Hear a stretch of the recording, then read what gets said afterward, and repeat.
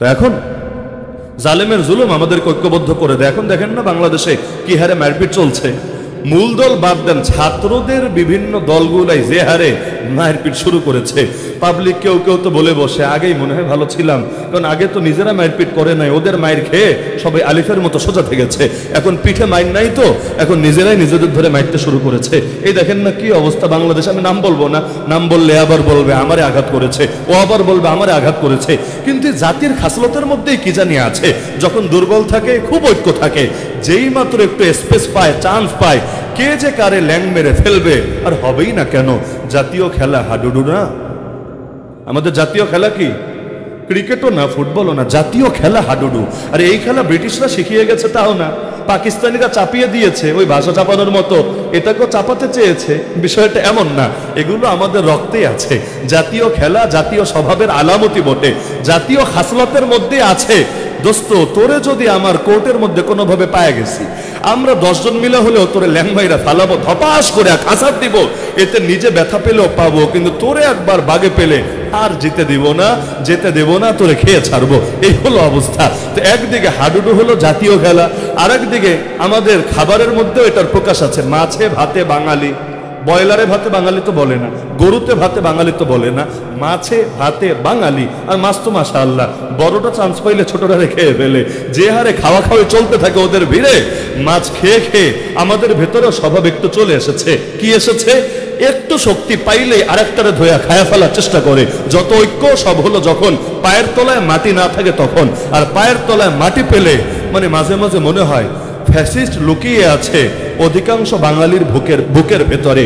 এক ফ্যাসিস্ট লোকান্তরে, লক্ষ ফ্যাসিস্ট ঘরে ঘরে। হ্যাঁ, যখন দিনকাল খারাপ থাকে সবাই যায় ঐক্যবদ্ধ হয়ে, দিনকাল একটু যদি ভালো হয় প্রতিটা ফ্যাসিস্ট আপন শক্তিতে জ্বলে ওঠে। কষ্ট পাচ্ছেন নাকি আপনারা? তো আল্লাহ রাসূল সাল্লাল্লাহু আলাইহি ওয়াসাল্লামের দাওয়াতের বৈশিষ্ট্য ছিল সেই প্রচন্ড দুর্বলতার হালতেও তিনি মিশনকে গোপন করতেন না। তিনি বললেন, আরে কিসের লোভ দেখাও, কিসের নারী, কিসের ক্ষমতা, কিসের সম্পদ? তো আল্লাহর কসম করে বলছি, লা ওয়াদাউ শামসা ফি ইয়ামিনি ওয়াল কমারা ফি ইয়াসারি আলা আন আতরুকা হাদাল আমরা মা তারাকতুহু হাত্তা ইউযহিরাহুল্লাহ ওয়া আহলিকা দুনাহু। আল্লাহর কসম করে বলছি, আমি মুহাম্মাদের হাতে আকাশে সূর্যটা যদি এনে দাও আমার ডান হাতে, আর বাম হাতে যদি আকাশে চাঁদটাও এনে রাখো, তবুও আমি থামবো না, তবুও থামবো না, তবুও এই পথ ছাড়বো না, যতদিন না আল্লাহ তার জমিনে ইসলামকে করবেন জিন্দা, অথবা আমি মুহাম্মদ হব মুর্দা। হয়তো শরিয়ত জিন্দা হবে, না হলে শাহাদাত নসিবে জুটবে। হয়তো শরিয়ত নয়তো শাহাদাত, হয়তো খেলাফত নয়তো শাহাদাত। এক পর্যন্ত আমাকে কোনো কিছু দিয়ে তোমরা থামাতে পারবে না। তা নবীর বার্তা তো স্পষ্ট। এমন না যে মক্কায় মার খেয়েছেন, দুর্বল ছিলেন, সুর পাল্টে দিয়েছেন, তখন বলেছেন না না ইসলাম চাই না, এই চাই সেই চাই, বিভিন্ন উদ্ভট কথা বলেছেন। না, মুসলমানের কথা ইসলামী শান অনুসারে হবে, কাফেরদের কথা কাফেরদের শান অনুসারে হবে। ওদের কথার আমাদের কথায় পার্থক্য থাকবে। তো মক্কার যুগেও আল্লাহ রাসূল স্পষ্ট রেখেছেন তিনি ইসলামের বিজয় চান, এবং যতদিন ইসলাম বিজয় না হবে তিনি থামবেন না। হ্যাঁ, থামাতে চাইলে পথ একটা, তাকে মেরে ফেলা। মরলে থামবেন, কিন্তু যতদিন বেঁচে থাকবেন দিনকে বিজয়ী করার জন্য লড়াই চালাবেন। আজকের বাংলাদেশে আমরা ইসলামপন্থীরা সংখ্যায় সবচাইতে বেশি, শক্তিতে সবচাইতে দুর্বল। বিশ্বাস হয়?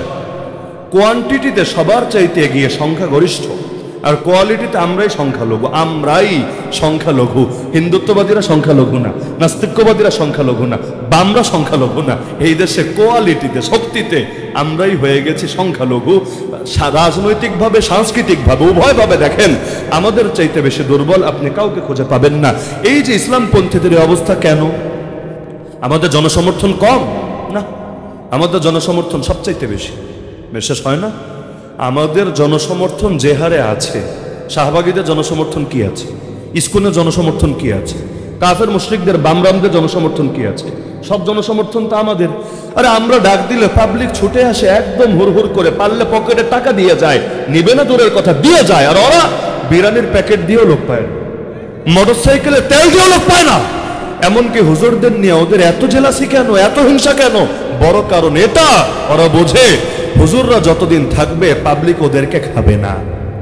এজন্য এই দেশে মাহফিলে রাজনৈতিক আলাপ নিষেধ, এটা যারা বলে তারাই কিনা প্রধান বক্তার আগে মাইকটা হাতে নিয়ে 2টা মিনিট ভোট ভিক্ষা করে। কিরে ভাই, মাহফিল না রাজনৈতিক আলাপ, ঠিক না? তুই এগুলো কি বলস, এগুলো কি চাস? তোর একটু লজ্জা শরম লাগে না? আচ্ছা বলবি, ভালো কথা, প্রধান বক্তার পরে যত মনে চায় বল, কত বলতে পারিস, তোর ভান্ডারে কত কথা আছে, বল বল বল, বলতে থাক। না, সেটা বলবে না, কারণ জানে দোয়াটা করে হুজুর চলে গেলে ওই পাবলিক আর বক্তব্য শোনার জন্য আর মার্কার ফজিলত শোনার জন্য 1 সেকেন্ডও বসে থাকবে না। তাহলে ধর্মরে পুঁজি করে, ধর্ম নিয়ে ব্যবসা করার চেষ্টা করে, হুজুরদেরকে বসায় রেখা। তা আগ থেকে বলে না, আগ থেকে বললে আমরা অনুমতি দেবো না, প্রশ্নই আসে না, অনুমতি কিছুতেই দেবো না। আগ থেকে বলে না, আগ থেকে চুপচাপ থাকে, বলে হুজুর আপনার বয়ান 10:30 থেকে, ভালো কথা, এসে বসবো। চোরের মতো করে একজন এসে, হুজুর 5টা মিনিট একটু দেওয়া যাবে? এগুলো করে না, এগুলো করে না। তার মানে কি, জনসমর্থন ওদের বেশি না, আমাদেরই বেশি, কিন্তু কাজে লাগে না কেন? 2 কারণে। একটা তো অনৈক্য বোঝেনি, আর আরেকটা হলো জনসমর্থন আছে, জনশক্তি নাই। যে হারে জনসমর্থন আছে ওই হারে জনশক্তি নাই। আমরা কষ্ট নিয়েন না, আমরা আমরা ওই কচু পাতার পানি দেখেই খুশি হয়ে যাই। আহ কত পানি, কি সুন্দর পানি, দেখলে দেখতেই মনে চায়। কিন্তু আমরা একবার চিন্তা করি না, বাতাস আসতে দেরি, এই পানি গড়িয়ে পড়তে দেরি না। আল্লাহ রাসূল বিপ্লব করেছেন অতি অল্প সংখ্যক সাহাবীকে নিয়ে। এই যে আজকের মাহফিলে যে কয়জন লোক আছেন, এর চাইতে কম সংখ্যককে নিয়ে নবীজি এক বিপ্লব ঘটিয়ে দিয়েছেন দুনিয়ার বুকে। তো এত কম মানুষ নিয়ে কিভাবে বিপ্লব করলেন? মক্কায় 13 বছর দাওয়াত দিয়েছেন, 1000 লোক কালেমা পড়েন, 1000ও না, এত কম মানুষ নিয়ে এক মদিনা ইসলাম কায়েম করে ফেললেন। আর আমরা এত মানুষ, এক মিরপুরে কত মুসলমান, শুধু এক মিরপুরে কত মুসলমান, কিন্তু 1 ইঞ্চি জমিনও বিগত প্রায় 350 বছরে 1 সেকেন্ডের জন্য আল্লাহর দিন জিন্দা করতে পারি নাই। 1757 থেকে আজ 2025-এর 21শে ফেব্রুয়ারি, এই দীর্ঘ সময় প্রায় 350 বছর হতে চলছে, 1 সেকেন্ডের জন্য ইসলাম বিজয় করতে পারি নাই। কেন? মুসলমান কম, নবীর উম্মত কম, আল্লাহর বান্দা কম, আরে নামাজি কম, রোজাদার কম, মাদ্রাসা কম, ওয়াজ মাহফিল কম, তাবলীগ কম, ইজতেমা কম, খানকা কম। কোন জিনিসটা কম আমাকে বলেন? যতদিন যাচ্ছে সব জায়গায় লোক তো বাড়ছে, মাহফিল হচ্ছে আরো বেশি, লোক তো কমে নাই, লোক তো আরো বেড়েছে, মাদ্রাসা হয়েছে আরো বেশি, ছাত্র তো কমে নাই, আরো বেড়েছে। সবই যদি বাড়ে, ইসলামের বিজয় হতে ঝামেলা থাকছে কোন জায়গায়? ওই 2টা জায়গায়। 1 নাম্বার, অনৈক্যতা আছে, এটা ব্যাখ্যা করা লাগবে না, সবাই বোঝেন, কিন্তু জনসমর্থন আছে, জনশক্তি নাই। আরে আল্লাহ নবীর জামানার বদর দেখেন আর হুনাইন দেখেন। আমি শুধু অতি সংক্ষেপে ইশারা দিয়ে দিয়ে আজকের আলোচনা করা লাগবে, তাহলে এত লম্বা বিষয় এত অল্প সময় আলোচনা করা সম্ভব না। বদর দেখেন, হুনাইন দেখেন। বদরে মুসলমান ছিল কত? 313। এর মধ্যে লড়াইয়ে নেমেছে কয়জন? 305। বাকি 8 জন অন্যান্য দায়িত্বে ছিলেন, যাদের মধ্যে ওসমান রাদিয়াল্লাহু আনহু ছিলেন। নবী তাকে মদিনায় পাঠিয়ে দিয়েছিলেন, নবী কন্যা ওসমানের স্ত্রী অসুস্থ ছিল, তার সেবা করার জন্য।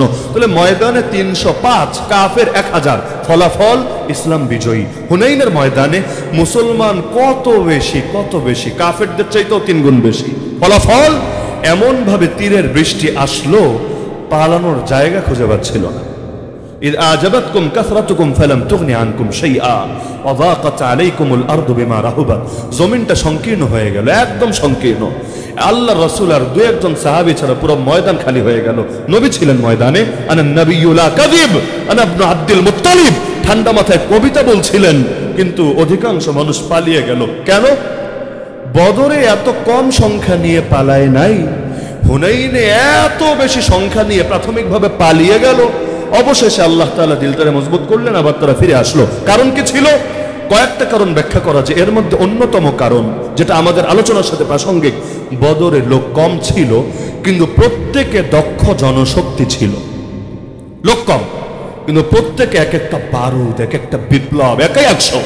কারণ দীর্ঘ বছর পর্যন্ত তারা নবীর থেকে শুধু শিক্ষাও না, শিক্ষা তো পেয়েছেন, দীক্ষাও পেয়েছেন, প্রশিক্ষণ পেয়েছেন, তারবিয়াত পেয়েছেন, তাজকিয়া হাসিল করেছেন। প্রত্যেকের ঈমান এমন ঈমান, জমিনে বসে দোয়া করে আসমান থেকে রবের নুসরাত জমিনে নেমে আসে। তাহলে এই যে শক্তি নিয়ে নেমেছেন, দক্ষ জনশক্তি, লোক কম ছিল, কিন্তু আলহামদুলিল্লাহ ওদের কদমরে শুধু নাড়িয়ে দেয় নাই, ওদের মেরুদণ্ডকে ভেঙে দিয়েছিল। কুফরের মেরুদণ্ডই ভেঙে গেছে, যার কারণে এই দিবসকে আল্লাহ নাম দিয়েছেন। এই 17 রমজান বদর দিবস না, এই দিনটারে আল্লাহ বলেছেন ইয়াউমুল ফুরকান। 10 নম্বর পারায় পাবেন সূরা আনফালের ভেতর, ইয়াউমুল ফুরকান, পার্থক্যকারী দিবস, হক আর বাতিলের মধ্যে পার্থক্যকারী। অপরদিকে হুনাইনে লোক বেশি, কিন্তু অধিকাংশ এখানে আমাদের মতো আর কি, ভক্ত সমর্থক টাইপ। মানে কি, এখানে ধরেন লোক অনেক বেশি, বড় একটা অংশ তারা মুসলমান হয়েছে কয়দিন আগে, কেউ 2 মাস আগে, কেউ 6 মাস আগে, কেউ 1 সপ্তাহ আগে, কেউ 2 দিন আগে, একদম মুসলিম। মক্কা বিজয়ের পরে আর ঈমান এনেছে। মক্কা বিজয়ের কিছু পরেই তো হুনাইনের যুদ্ধ হলো। মুসলিম, নতুন মুসলমান, এখনো ওইভাবে তারবিয়াত পায়নি। আর আগে লোক ছিল কম, প্রত্যেকেই অনেক লম্বা সোহবত পেয়েছে। এখন লোকও বেড়েছে, প্রত্যেকেরও ব্যস্ততা আছে, নবীরও কাজ অনেক বেড়েছে। প্রত্যেকে ওইভাবে আগের সাহাবীদের মতো এত তারবিয়াত পায় নাই, ভেতরটা এত সুন্দর করে গড়ে ওঠে নাই। এমনকি মজার বিষয়, অনেক কাফেরও ছিল হুনাইনের ময়দানে, মুসলমানদের সাথে যুদ্ধ করতে এসেছে। বলবেন এটা কেমন কথা? কাফের আসে মুসলমানের সাথে জিহাদ করতে? হ্যাঁ এসেছে। কেন? গনিমতের লোভে।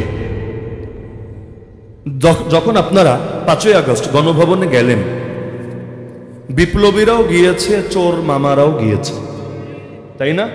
কেউ গিয়েছে বিপ্লবের পূর্ণতা ঘটাতে, আক্রোশ ঝাড়তে, কেউ গিয়েছে যা কপালে জোটে আর কি, পাঙ্গাসি পাই, অথবা একটা এসি পাই, একটা ফ্রিজ পাই, যদ্দূর পাই। বলে না বাঙালি মাগনা পাইলে আলকাতরাও খায়, লোকে বলে, আমি বলি না, মাগনা পাইলে আলকাতরাও খায়। তো যা পাবে তাতেই তো লাভ। একদল বুলডোজার নিয়ে 32 নম্বরে গিয়েছে, কেন? ক্ষোভ মেটাতে, আক্রোশ মেটাতে এবং ফ্যাসিবাদের কফিনে শেষ পেরেক ঠুকতে। আরেক দল গিয়েছে যা পাওয়া যায় আর কি, যদ্দূর পাওয়া যায় ওইটাই লাভ। 1 টাকা পাইলে ওইটাও তো লাভ, তো নাই মামার চাইতে কানা মামা তো ভালো। তো দেখা যায় মুসলমান হুনাইনে গিয়েছে জিহাদ করতে, কিছু কাফের ভেবেছে আমরাও যাই না, যা পাবো তাই তো লাভ। কারণ মুসলমানরা হারানোর কে আছে? যখন 313 ছিল তখনই হারে নাই, আজকে 10,000, আজকে কোন বাপের বেটা হারাবে? তো একটা আইফোন পাওয়া গেলেও লাভ, একটা রয়্যাল এনফিল্ড পাইলেও লাভ, একটা মার্সিডিজ পাইলেও লাভ, এই যুগের ভাষায় আর কি। আর ওই যুগের ভাষায় একটা ঘোড়া পাইলেও লাভ, একটা উট পাইলেও লাভ, একটা তরবারি পাইলেও লাভ, যা পাবো তাই তো লাভ এসেছে। তো এদের ভেতরের হালত কেমন আর বদরের মুসলমানদের ভেতরের হালত কেমন? তাহলে সংখ্যা তো বেড়েছে, কিন্তু কোয়ালিটিতে একটু ঘাটতি দেখা দিয়েছে। নজর আল্লাহ থেকে সরে সংখ্যার দিকে চলে গিয়েছে। ইয আজাবাতকুম কাসরাতুকুম, সংখ্যাধিক্যের মুগ্ধতায় পড়ে গিয়েছে। ফলাফল কোনো কাজে আসলো না সংখ্যা। অবশেষে তাদেরকে প্রাথমিকভাবে এমন পরিস্থিতির শিকার হতে হলো, মনে হচ্ছিল আজকে কেউ বাঁচবে না, সবাইরা জানে মরতে হবে। তাহলে কি বুঝলেন? শুধু জনসমর্থন থাকলেই চলে না জনশক্তি লাগে? আমরা তো মাশাআল্লাহ অনেক সময় নেতা গড়লেই খুশি, নেতা সর্বস্ব দল, কর্মী লাগবে না। কেন? সবাই আমাদের কর্মী। আর সবাই কর্মী, ডাক দিলে সবাই আসবে, সমস্যা নাই। মাহফিলও ডাক দিলে সবাই চলে আসে, এখানে সব দলের লোক আছে, বিশ্বাস হয় না? এই যে মাহফিল না, সব দল, এমনকি আমার 2-1টা কথায় যদি কেউ নারাজ হয়, ওই টাইপের দলের লোকও এখানে আছে, সবাই থাকে, স্বাভাবিক ব্যাপার। কিন্তু মাহফিলে যদি 10 লাখ লোকও দেখেন, ভাইবেন না ইসলামের বিজয় হয়ে গেছে। কেন? খালি নেমে দেখেন না ময়দানে 10 লাখের ভেতর 10 জন পাশে থাকে কিনা দেখেন না। এই যে আমরা জেলে যাওয়ার আগে নারায়ে তাকবীর আল্লাহু আকবার, ঠিক এগুলো তো ঠিকই বলতো লোকে। যখন জেল থেকে বের হলাম আবারও নারায়ে তাকবীর আল্লাহু আকবার, ঠিক সবই বলছে লোকে। মাঝখানের দিন লোকগুলো কই হারায় গেছিল আল্লাহ ভালো জানে। আমি এটা বলতে চাই না যে কেউ কিচ্ছু করে নাই, কেউ কোনো দোয়া করে নাই, কেউ কোনো চেষ্টা করে নাই, কিন্তু এটা তো বলবো যেই হারে শ্রোতা পাবেন ওই হারে বিপদের সঙ্গী পাবেন না, বিপদের বন্ধু পাবেন না। হ্যাঁ, বিপদের সঙ্গী ওগুলো আশা করে আমরা ময়দানে কাজ করিও না। কেউ থাকলেও চলবে, না থাকলেও চলবে, হাসবুনাল্লাহু ওয়া নি'মাল ওয়াকিল। আল্লাহ থাকলে চলবে, দুনিয়ার দ্বিতীয় কেউ না থাকলেও কিচ্ছু আসে যায় না। কিন্তু আমি জাতির পালস বোঝাচ্ছি, জনগণের মানসিকতা বোঝাচ্ছি, যতদিন পর্যন্ত দাওয়াত দিয়ে, গণ দাওয়াত দিয়ে আরে শুধু গণসমর্থক না, বরঞ্চ দক্ষ জনশক্তি গড়ে না তুলবেন, প্রশিক্ষিত কর্মী গড়ে না তুলবেন, ততদিন পর্যন্ত বিপ্লবের স্বপ্নই থাকবে, ওই স্বপ্ন আর কখনো পূরণ হবে না। এই যে আন্দোলন একটা হয়ে গেল, জুলাই আন্দোলন, আপনি কি মনে করেন ওই সবাই মিলে এলোমেলো আন্দোলন করলে বিজয় চলে আসতো? না, এলোমেলো আন্দোলনে কখনো ফলাফল আসে না। কিছু মানুষ ঠিকভাবে লিড দিতে পেরেছিল, যখন যেটা করণীয় সেটা ঠিক করতে পেরেছিল, বাকিরা তাদের সঙ্গ দিয়েছিল, ব্যাস। সমর্থক অনেক থাকুক, সমস্যা নাই, কিন্তু লিড তো জনশক্তির হাতে থাকা লাগবে। না হলে কি হবে? নামাতে পারবেন সহজে, আর কন্ট্রোল করতে পারবেন না। কি থেকে যে কি হবে আপনিও বুঝবেন না, লাস্টে খালি জিহ্বায় কামড় দিয়ে পড়ে থাকবেন। আমার এখনো মনে পড়ে, আমি এই ঘটনাটা এখন শোনাবো, কারো সুনাম করার জন্যও না, কারো দুর্নাম করার জন্যও না, পজিটিভ হিসাবেও না, নেগেটিভ হিসাবেও না, খালি সেরেফ এবং সেরেফ একটা এক্সাম্পল হিসাবে, একটা উদাহরণ হিসাবে। 5ই মে 2013, কোন রাতের কথা বলছে সবাই জানেন। সারা রাত যেহেতু সেখানে ছিলাম, পুরো ঘটনা আমাদের চোখের সামনে, পুরোটা চোখের সামনে। আমাদের ওই মিডিয়ার খবর দেখে বোঝা লাগবে না, আমরা নিজেরাই প্রত্যেকে এক একজন জলজান্ত সাক্ষী, আমাদের মিডিয়া লাগে না। সেই রাতের একটা ঘটনা আমি শুধু আমার যতবার মনে পড়ে আলাদা একটা অবাক বা একটা বিস্ময় কাজ করে ভেতরে। আমরা তখন একটা মাদ্রাসায়, ওদিকে গোলাগুলি শুরু হয়ে গেছে। আমরা একটা মাদ্রাসার 2 তলায় আছি ওই সময়। হঠাৎ করে দেখা যাচ্ছে যে একদিকে তো পুলিশ তো গুলিটুলি করছে, সে বিকাল থেকেই তো করছে। আমি নিজেও বিকালবেলায় টিয়ার শেলে আক্রান্ত হয়েছি, তো এখন তো রাতের কথা। দেখা যাচ্ছে একটু বরবার নামছে, এখানে গুলি করে, ওখানে এই করে, ওখানে সেই করে, বহুত কিছু হচ্ছে। জায়গাটা শাপলা চত্বর থেকে কিছুটা দূরে। তো এখন সেখানে দেখা যাচ্ছে হঠাৎ করে অনেকগুলো পুলিশ এগিয়ে যাচ্ছে। ওই একটা পুলিশ সদস্য পেছনে ওই মোবাইল টিপতে নাকি করতে জানো মূল বাহিনী থেকে একটু পিছিয়ে পড়েছে, একটু। হঠাৎ করে দেখলাম কোত্থেকে অনেকগুলো লোক এসে জড়ো হলো। এই গলি থেকে 2 জন, ওই গলি থেকে 3 জন, ওই গলি থেকে 5 জন, সব মিলে সংখ্যা কত আমি তো গুনে রাখি নাই, তবে 10-এর উপরে 20-এর নিচে, মানে একটা গেরিলা অভিযান টাইপ আর কি।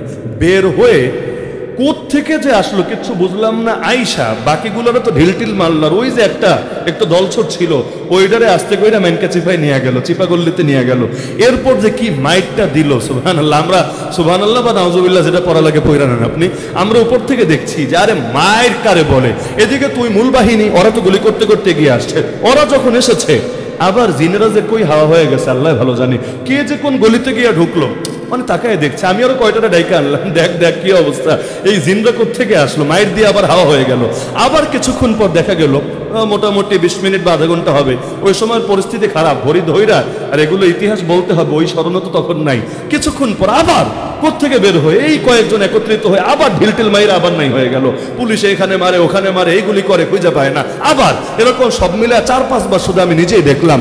তা আমি অবাক হয়ে গেলাম যে এই আল্লাহর বান্দারা তো মনে হয় মিশন নিয়েই নেমেছে এবং আগ থেকে পরিকল্পনা করে রেখেছে। তো লোক যদিও কম, কিন্তু কয়জন মিলে ওদেরকে এমনভাবে গরম করে রেখেছে, এর চাইতে 10 গুণ 20 গুণ হলেও হয়তো এদেরকে এই পরিমাণ গরম করতে পারতো না। তাহলে যে কোনো ক্ষেত্রে প্রশিক্ষিত কর্মী আর আবেগী ভক্ত আবেগী ভক্তই। তাহলে হুজুগে বাঙালির হুজুগ দিয়ে এই জাতির বিপ্লবের স্বপ্ন দেখে লাভ নাই। বিপ্লব যদি আসলে চান, আপনি যোগ্য ব্যক্তি তৈরি করেন। একটা প্রবাদ আছে যে যোগ্য নেতা আরো কিছু নেতা তৈরি করে, তারা শুধু আবেগী ভক্তকুল আর ফলোয়ার্স তৈরি করে না, বরং প্রকৃত লিডার্স যারা, তারা আরো অনেক লিডার্স গড়ে যায় পৃথিবীর বুকে। সুতরাং চেষ্টা করেন জীবনে আর কিছু পারেন বা না পারেন, একটা খালেদ বিন ওয়ালিদ তৈরি করেন। আর কিছু পারেন বা না পারেন, একটা বেলালে হাবশি তৈরি করেন। আর কিছু পারেন বা না পারেন, দাওয়াত দিয়ে মেহনত করে করে সময় দিয়ে জানমাল খরচ করে একটা মোহাম্মদ বিন কাসেম তৈরি করেন। আরে নুরুদ্দিন জিনকিও আছে, সালাহুদ্দিন আইয়ুবিও আছে। দুইজনের মধ্যে কানেকশন যদি না হয়, তাহলে মসজিদে আকসা স্বাধীন হবে কিভাবে? নুরুদ্দিন যদি পাওয়া যায় সালাহুদ্দিনকে, সালাহুদ্দিন যদি পাওয়া যায় নুরুদ্দিনকে, একজন যদি আরেকজনের দ্বারা উপকৃত হতে পারে, অবশ্যই ইসলামের বিজয় সহজ হবে। ইমাম বুখারী বলেন, আল্লাহ যদি আমাকে জিজ্ঞাসা করে, হে বুখারী, কি নিয়ে এসেছো তুমি আল্লাহর কাছে? তুমি যে আসলে হাসরের ময়দানে, তোমার পুঁজি কি, তোমার মুক্তির উপায় কি? আমি আল্লাহকে বলবো, আল্লাহ দেখেন এই যে আমার শাগরেদ ইমাম আবু ঈসা তিরমিজি, ওরে নিয়ে এসেছি। আল্লাহ দেখেন কি একটা শাগরেদ আমি বানিয়েছি, ওর দ্বারা তিরমিজি শরীফ পড়ে এবং অন্যান্য জ্ঞানের দ্বারা জাতি দেখেন কি উপকৃত হয়েছে। আল্লাহ শাগরেদটার দিকে তাকে আমারে মাফ করে দেন। তো পুঁজি তো একটা না একটা লাগে। তো শুধু সমর্থক না বাড়ায়া দক্ষ জনশক্তি বাড়াবেন, প্রত্যেকের ভেতরে শাহাদাতের তামান্না ঢুকায় দিবেন। আরে ময়দানে কেউ যদি আসে আবেগ নিয়ে, এক আবেগ নিয়ে আসবে আর এক আবেগ নিয়ে সরে যাবে, স্বাভাবিক ব্যাপার। আবেগ ক্ষণস্থায়ী, কিন্তু আকীদা যদি কাউকে ময়দানে আনে, শাহাদাতের তামান্না যদি কাউকে ময়দানে আনে, মৃত্যু ছাড়া কোনো জিনিস তাকে ময়দান থেকে সরাতে পারবে না। এজন্য কোরআন বলছে, নবীর সাহাবীদেরকে লোকে যদি ভয় দেখাতো, কিসের ভয়? হয়ে গেছে তোদেরকে মারার জন্য। আল্লাযীনা ক্বালা লাহুমুন নাস ইন্নান নাসা ক্বাদ জামাউ লাকুম ফাখশাউহুম ফাযাদাহুম ঈমানা। এই কথা শুনলে তাদের ঈমানের দরিয়া জোশ চলে আসতো। তারা বলতো, আরে কার ভয় দেখাস আমাদেরকে? ওয়া ক্বালু হাসবুনাল্লাহ, তারা বলতো আমাদের জন্য আল্লাহই যথেষ্ট। আরে জান আল্লাহর জন্য, মরণ আল্লাহর জন্য, সব তো আল্লাহর জন্য। তো যেহেতু সব আল্লাহর জন্য, যতদিন ভেতরে প্রাণ আছে, সেই প্রাণে স্পন্দন আছে, ধমনীত রক্ত প্রবাহিত আছে, ততদিন হকের পক্ষে বাতিলের বিপক্ষে আমাদের আমরণ লড়াই আর সংগ্রাম চলবেই চলবে, চলবেই চলবে, চলবেই চলবে।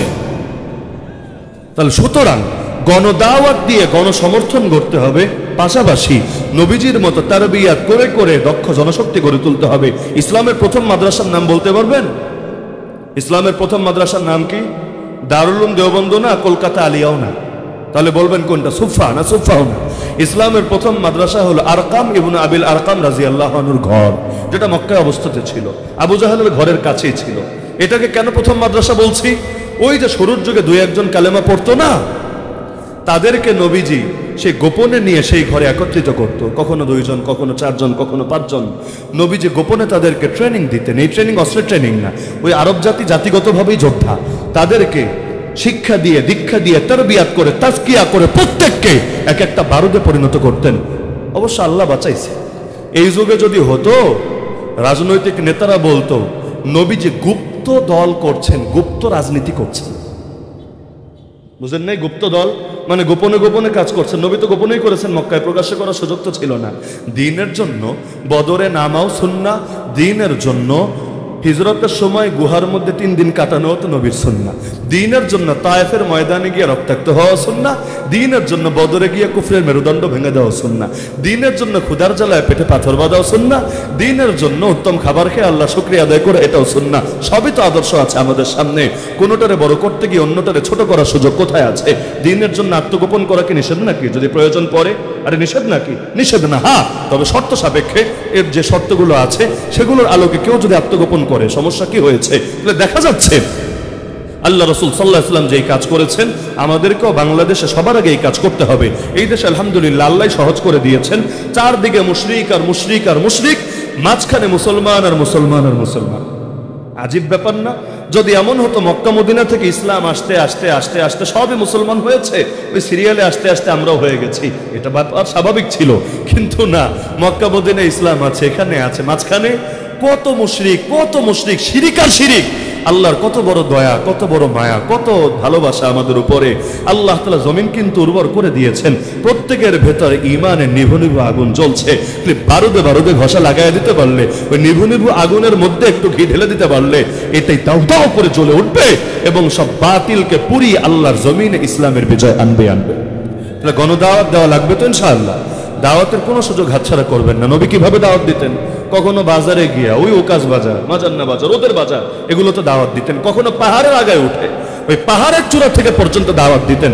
কষ্টের কথা বলি, আমি এখানে কাউকে টার্গেট করতে চাচ্ছি না, তবে ব্যাপারটা এমন, দাওয়াতের ব্যাপারে আমরা এত গাফেল, দাঁত থাকতে দাঁতের কদর বুঝি না, দাঁত পড়ে গেলে আফসোসের শেষ থাকে না। আজকে বাংলাদেশে যত বাতিলপন্থী আছে, এদের বড় একটা সংখ্যক বাতিলের খাতায় নাম লিখিয়েছে অনলাইন ব্যাপক হওয়ার পরে। কেন? অনলাইনের কিছু লাভ আছে, কিছু ক্ষতি আছে। ক্ষতি তো বহুত আছে, জানেনি। কিছু লাভ হলো, মানুষের মধ্যে ইসলাম সম্পর্কে জানার একটা আগ্রহ তৈরি হয়েছে। এখন গণহারে মানুষ কিন্তু ওয়াজও শোনে। রিমান্ডে আমাকে বলেছিল, হুজুর আমাদের মোট 70 জন, মানে কাউন্টার টেররিজমের মোট 70 জন আপনাদের বয়ানগুলো মনিটরিং করে, নিয়মিত আপনাদের বয়ান শোনে। আমি বললাম, আমাদের বয়ান শুনে 70 জন, এত বেশি কেন? এত লোক তো দরকার নেই। বলল, দেখেন সোশ্যাল মিডিয়ার প্রায় সবই আপনাদের দখলে। এখন যারা নাটক সিনেমা দেখে, গান বাজনা দেখে, তারাও দেখবেন টুকটাক ওয়াজ শোনে, কোন হুজুর কি বলে না বলে, কার মধ্যে মারপিট চলে, সব খোঁজ খবর রাখে। তো যে হারে মানুষ আপনাদের দিকে ছুটতে শুরু করেছে, যদি নজরে নজরে না রাখি, কখন যে কোন দিকে কি আগুন লাগবে আল্লাহ ভালো জানে। এজন্য আপনাদেরকে নিয়ে আমরা সবচাইতে বেশি ভয়ে থাকি। আমার মনে আছে, এখন থেকে সপ্তাহ 2 আগে হবিগঞ্জে এক মাহফিলে, হবিগঞ্জের বড় এক মাদ্রাসার নাজিমে তালিমাত শিক্ষা সচিব সাহেব আমাকে বলছেন, হুজুর আপনারা যে কারাগারে থেকেছেন, এটা আমাদের জন্য আল্লাহর বড় রহমত। আমি বললাম, এটা আবার কেমন কথা? আমরা থাকলাম জেলে, রহমত হলো আপনাদের জন্য। কথাটা উল্টা লাগে। পরে বলল, না দেখেন, আপনারা ময়দানে ছিলেন, সরকার আপনাদেরকে নিয়ে ব্যস্ত ছিল এবং আপনাদেরকে ধরেছে, মেরেছে, জুলুম করেছে, আয়না ঘরে ভরেছে, রিমান্ডে নিয়েছে, জেলে পাঠিয়েছে, আবার আপনাদের জন্য যে আন্দোলন হয়েছে এগুলো দমাতে চেয়েছে। কিন্তু ময়দান যদি খালি থাকতো, আপনাদেরকে নিয়ে যদি ব্যস্ত না থাকতো, অর্থাৎ আপনারা নাই ময়দানে, পুরো অবস্থাটা স্বাভাবিক থাকতো, তাহলে তো আমাদেরই ধরতো সবার আগে, মসজিদে তালা লাগাতো, মাদ্রাসা বন্ধ করতো, আরো যা করো তা করতো। কারণ শুরু হয় একটা দিয়ে, শেষ হয় আরেকটা দিয়ে। কাফেররা জিহাদের বিপক্ষে বলে, তাই না? শুনলে মনে হয় জিহাদটাই খারাপ, ওদের চোখে সব ভালো। কিন্তু নবীরা মারল কেন মক্কায়? মক্কায় নবী জিহাদ করেছেন, খেলাফত কায়েম করেছেন না। তার মানে ওদের চুলকানি ইসলাম নিয়ে, কিন্তু প্রথমেই পুরাটা নিয়ে বললে পাবলিক সহ্য করতে পারবে না। এজন্য প্রথমে জিহাদের বিরুদ্ধে বলবে, বাঙালি ভাববে, মুসলমান ভাববে জিহাদ বাদ দেই, তাহলে মনে হয় খুশি হবে। দুদিন পর পর্দার বিপক্ষে বলবে, তারপর দাড়ির বিপক্ষে বলবে, তারপর ইসলামের রাজনীতির বিপক্ষে বলবে, তারপর আরো একটা বলবে, বলতে এমন ভাবে নষ্ট করে ছাড়বে, আরে তখন মুসলমান তো থাকতে দিবেই না, এমনকি পুরুষও থাকতে দিবে না, শরীফরে ধৈরা শরীফা বানায় ছাড়বে। কি এক আজীব তামাশা! তাহলে শুরু করে একটা দিয়ে, শেষ করে আরেকটা দিয়ে। সুতরাং শুরুতেই ওদের লাগাম টেনে ধরতে হবে। সৈয়দ কুতুব রহমতুল্লাহ একটা কথা আমার বড় ভালো লাগে, তিনি বলেছেন, আদর্শিক পতন শুরু হয় সামান্য দিয়ে। কারণ পথের শুরুতে দূরত্ব কমই থাকে। ধরেন এক জায়গা থেকে রাস্তা 2টা গেছে, 2টা, একটা ডাইনে একটা বামে। আপনি যদি ডাইনের রাস্তায় যান বামের রাস্তায় যান, দুটোর মাঝখানে দূরত্ব অতি সামান্য, কয়েক গজ কয়েক মিটার, কিন্তু যত আগাবেন দূরত্ব তত বাড়বে, বাড়তে বাড়তে বাড়তে একসময় দূরত্ব অনেক বেশি হবে। তিনি বলেন আদর্শিক পতন যদি কারো একবার শুরু হয় সামান্য দিয়ে, কিন্তু যত এগোতে থাকে বাড়তে বাড়তে বাড়তে একসময় তার সাথে আর ইসলামের সম্পর্কই থাকে না। এই যুগে মডারেট ইসলামের অবস্থা দেখেন, এই ইসলামের সাথে নবীর আনিত ইসলামের মিলই খুঁজে পাবেন না। আল্লাহ হেফাজত করুন। তো নবী যেভাবে ইসলাম কায়েম করেছেন, আলোচনা দীর্ঘ, আমি আজকে মূল একটা ফোকাসে আনলাম, সেটা হলো আমাদেরকে গণদাওয়াত দিতে হবে। গণদাওয়াত দিয়ে দিয়ে গণ আন্দোলনের অবস্থা তৈরি করতে হবে, যাতে করে এই দেশের মানুষের ভেতরে দিন চাওয়ার অদম্য আগ্রহ তৈরি হয়। এখনো এই জাতির অধিকাংশ মানুষ ইসলামী রাষ্ট্র ব্যবস্থা চায় না, এখনো চায় না। নামাজ পড়ে, নামাজ পড়তে পড়তে কপালে দাগ ফেলে দিয়েছে, নিজের নামের আগে আলহাজ লেখে, আরে দান সদকা বহুত করে, বহুত কয়েকটা মাদ্রাসা চালায় লাখ লাখ টাকা দিয়ে নিয়মিত। তো যদি বলেন ইসলামী রাষ্ট্র চান না, হুজুর এটা চাই না, এটা চাই না, সব চাই, এটা চাই না। এটাই হলো অবস্থা। কেন? তারা ভাবে শরিয়া না চেয়েও মুসলমান থাকা যায়, তারা ভাবে শরিয়া প্রতিষ্ঠা না করেও নিজেরা খাঁটি ইমানদার বলা যায়, তারা ভাবে আল্লাহ তাদেরকে শুধু নামাজ রোজা নিয়ে প্রশ্ন করবে, আল্লাহর জমিনে আল্লাহর দিন কোন হালতে ছিল এটা নিয়ে কোনো প্রশ্ন করবে না। তাহলে গণ দাওয়াতে আমাদের বহুত ঘাটতি আছে, দাওয়াত বাড়ায় দিতে হবে, দিন কায়েমের দাওয়াত। পারবেন না ইনশাআল্লাহ? প্রত্যেকে দায়ী হবেন। আমি একা কয়জনটা দাওয়াত দিব, আপনি একা কয়জনটা দাওয়াত দিবেন, 10 জনে মিলে কয়জনটা দাওয়াত দিব, কিন্তু প্রত্যেকে যখন এক একজন দায়ীতে পরিণত হবে, কয়জনকে মারবে, কয়জনকে ধরবে, 100 জনকে জেলে ঢুকালে 1000 জন নতুন করে তৈরি হবে। হুসাইনের রক্তে কারবালা রঞ্জিত হলে নতুন নতুন হুসাইন ময়দানে নেমে আসবে। এক আবু সাইদ যাবে, তার রক্তের প্রতিটা ফোঁটা আরো হাজারো আবু সাইদকে নতুন প্রেরণায় জাগিয়ে যাবে। সুতরাং প্রত্যেকে দায়ী হবেন, গণদাওয়াত দিবেন, দিন কায়েমের দাওয়াত, যাতে বোঝাবেন ইসলাম ছাড়া মুক্তি নাই, ইসলাম ছাড়া শান্তি নাই, শান্তির মালিক আল্লাহ, মুক্তির মালিক আল্লাহ। আরে আমেরিকার আদর্শ দিয়ে কি হবে, আরে চীনের আদর্শ দিয়ে কি হবে, রাশিয়ার আদর্শ দিয়ে কি হবে, ইন্ডিয়ার আদর্শ দিয়ে কি হবে? আমাদের জন্য আল্লাহ এবং তার রাসূলের আদর্শ লাগবে। কারণ আমেরিকার হাতে কিচ্ছু নাই, রাশিয়ার হাতে কিচ্ছু নাই, ইন্ডিয়ার হাতে কিচ্ছু নাই, সবকিছু একজনের হাতে, আর তিনি কে? আল্লাহ। তাহলে ইসলামের পক্ষে জনমত গঠন করেন। জাতি যদি চায় কোন বাপের বেটা ঠেকায় রাখবে? জাতি যদি চায় ক্ষমতায় যাওয়ার একটা তরিকা নির্বাচন, একমাত্র তরিকা না, একটা তরিকা, একমাত্র তরিকা না। জাতি চেয়েছে ফ্যাসিবাদ বিদায় হোক, নির্বাচন দিয়ে বিদায় করা যাচ্ছিল না, তো কি হয়েছে? নির্বাচন লাগে নাই, আস্তে করে টিকিট ছাড়া উপরে পাঠিয়ে দিছে, টিকিটও লাগে নাই, ভিসা লাগে নাই, টিকিট ভিসা ছাড়াই পাঠিয়েছে তো পাঠিয়েছে, তারাও ভাবে নাই যাবে তো যাবে, আর মনে হয় ফিরবে না। ঘরের মেয়ে পরের কাছে গিয়ে কয়দিন থাকবে?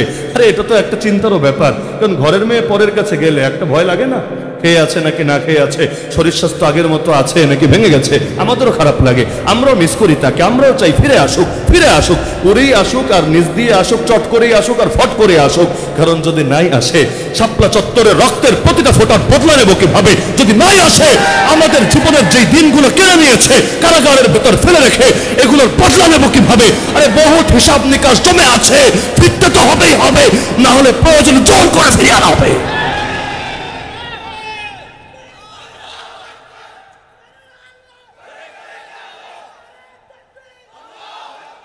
গণদাওয়াত দিয়ে গণ আন্দোলন গড়ে তুলেন, জনমত গঠন করেন, আর ব্যাপকভাবে, খালি আবেগে সমর্থক না, ভক্তকুল নিয়ে এত স্বপ্ন দেখেন না, কিছু দক্ষ জনশক্তি তৈরি করেন, যারা হবে আন্দোলনের প্রাণ, যারা হবে বিল্ডিং এর ভিত্তি, ফাউন্ডেশন, তাদের উপরে পুরো সমর্থকদের বিল্ডিংটা দাঁড়ায় থাকবে ইনশাআল্লাহ।